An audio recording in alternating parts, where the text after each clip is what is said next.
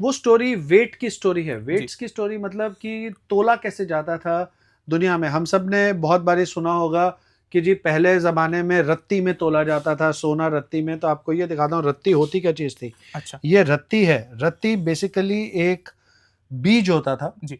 और बीज से सोना तोला जाता था। और इसलिए रत्ती में तोला जाता था क्योंकि रत्ती के जो 2 बीज हैं उसके आपस का वेट बहुत नेग्लिजिबल अलग होता था। ओके। तो 2 रत्ती, 4 रत्ती, 10 रत्ती में सोना तोला जाता था। उसके बाद आप जैसे-जैसे आगे बढ़ते गए, टाइम बढ़ता गया, आपको कौड़ी में नज़र आना गया। तो ये कौड़ी है। जी।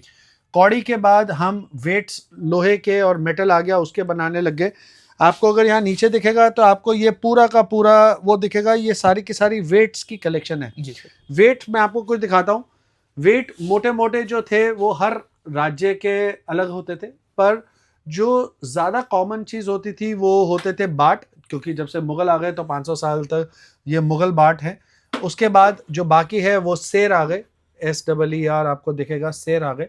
तो सेर और बाट करीब-करीब 300-400 साल चलते रहे, पर उसमें भी वेरिएशन थे एक राज्य से दूसरे राज्य के अपने-अपने वेट्स के हिसाब से, पर ये थोड़े स्टैंडर्डाइज़ थे। उसके बाद अंग्रेज़ आ गए, तो अंग्रेज़ों ने आके पाउंड्स में लॉन्च कर दिया। ये आपको दिखेगा एलबीज़, जी। 2 एलबी, 4 एलबी। तो ये अंग्रेज़ों ने आके एलबीज़ लॉन्च किए और ऑन्स लॉन्च कर दिए, ओज़ेड। ऑन्स में लॉन्च कर दिया। ऑन्स के अलावा सोना जो था वो बदल गया, सोना तोले में तोला जाने लग गया।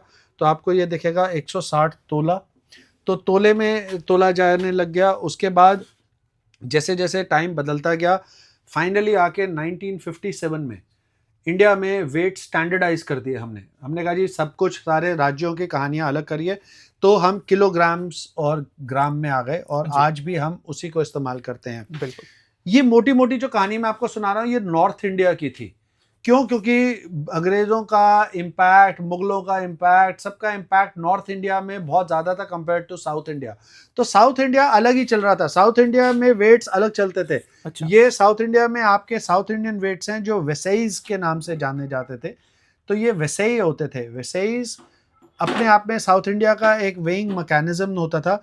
और ये जो है, ये जो वेट्स करने का तरीका, ये खाने के ग्रेन्स के लिए किया हुआ मैकेनिज़्म है कि अगर आपको चावल लेना है तो कितने इस साइज़ के चावल के कंटेनर में आपको चावल दिए जाएँगे। ओके। सो ये मोटी-मोटी एक डिटेल में जाएँगे तो हमें कुछ घंटे स्पेंड जी, करने जी, पड़ेंगे, जी। पर मोटा-मोटा ये आपकी वेइंग हिस्ट्री है पिछले 400 साढ़े 400 साल की, कि किस तरह से हिंदुस्तान में सामान तोला जाता था। जी।